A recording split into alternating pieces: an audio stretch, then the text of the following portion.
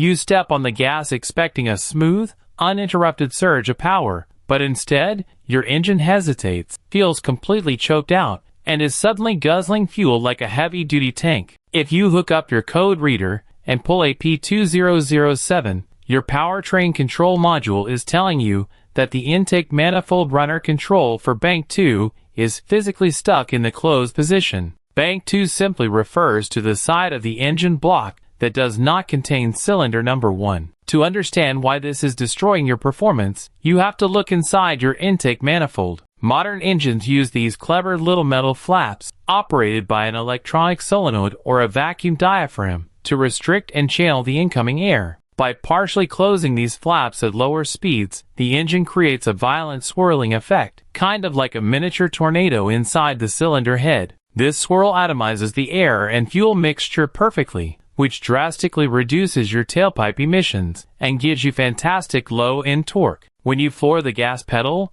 those flaps are supposed to swing wide open so the engine can breathe freely. If they get stuck closed on one side, your engine is essentially trying to run a marathon while breathing through a tiny drinking straw, causing that rich exhaust smell and terrible hesitation. Before you run out and buy a brand new actuator or runner position sensor, you need to look for the most common culprit, which is severe carbon coating. Over years of driving, thick, sticky carbon buildup coats the inside of the intake manifold and literally glues those runner flaps shut. If the mechanical linkage is actually free, you need to grab a flashlight and inspect the electrical connector at the actuator solenoid. Because these sit deep in the engine bay, they are highly prone to heat damage and green corrosion. You can use a digital volt-ohm meter to check the internal resistance of the solenoid against the factory specifications. Also, be incredibly careful if you decide to take the intake manifold apart to clean it, because the tiny screws holding those metal flaps to the control rod can sometimes vibrate loose. And if one of those drops into your combustion chamber,